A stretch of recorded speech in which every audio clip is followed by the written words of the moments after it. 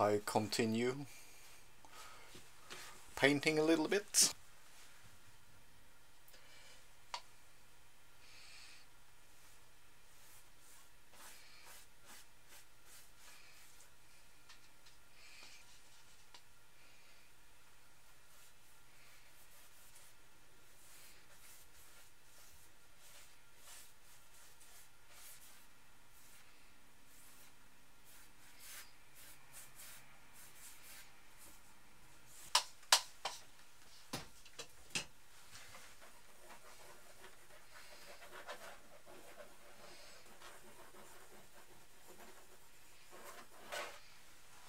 That's enough for a while. I think I need to talk a little bit about painting and why abstract and so on, because I have some thoughts behind it.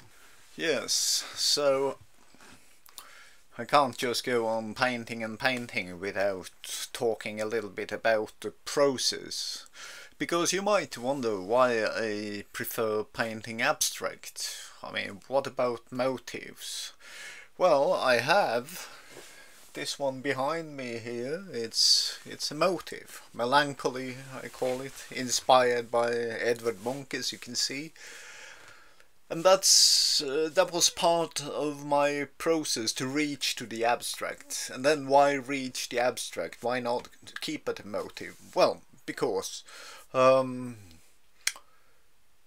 I see it, what is perceived as realistic art is far from it. It's not realistic at all. It's about illusions, because like many artists before me have discovered, and like René Magritte painted, for instance, a pipe, a painting of a pipe, a perfect illusion of a pipe, which he called "Ceci n'est pas une pipe," which means this is not a pipe, because it's not a pipe. You can't take it and put it in your mouth and light it up and smoke it. It's impossible. It is a painting. It is just a representation of a pipe. And so is, you know, all the realistic art. It's only representations.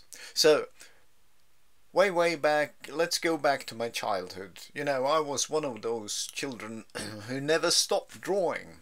Anyway, I kind of fell into a trap, as I see it, and that trap consisted of thinking that what it's all about is to be clever, to be as good as possible, to try to, you know, copy reality, to make it look exactly like it. But like Magritte showed so clearly with his painting, it will never be. So what do? I mean, you develop a certain skill, you become very clever, but what for? I mean, a real pipe is much better. The real nature is much better. Whatever, real human beings are much better. In 1982, I went to this art school in Sweden and learned to get closer to the colors, and by that also, you know, I wanted to leave drawing all behind me, all this realistic stuff, you know, hyper realistic stuff. I wanted to stop it because I was bored out of it. It gave me nothing. So then I started to learn to know colors just by working with them, you know, one by one almost, and two by two. And then I learned to see also through a series of lectures, you know, that there might be a kind of a development in art itself through the centuries, especially beginning with the impressionists, you know, the modern art, and then up to now. I started on a journey, I started on a quest where I wanted to paint away all the motives and to get to the pure abstract.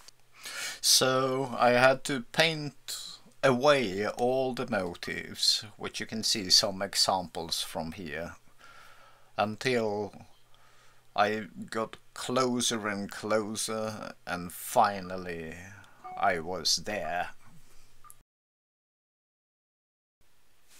So then I'm coming to the pure abstract.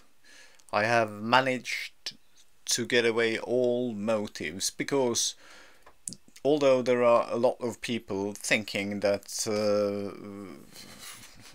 they are painting abstract, but it is not really abstract. I mean, it is abstractized motives, because the pure abstract doesn't represent anything. They are mental motives, but without trying to tell you a story. If you see a story, or if a story is told, it's your story, which is like a reflection to what you see.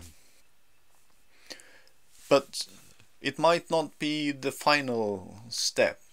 Without motives, why do we have visual art then? It cannot be only about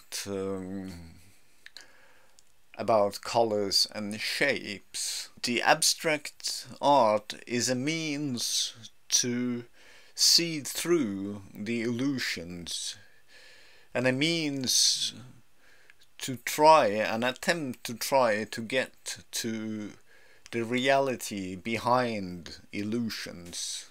I don't know if I will ever manage. I don't know if my attempts will ever be considered great art. And I don't care. I just have to try to be honest about it.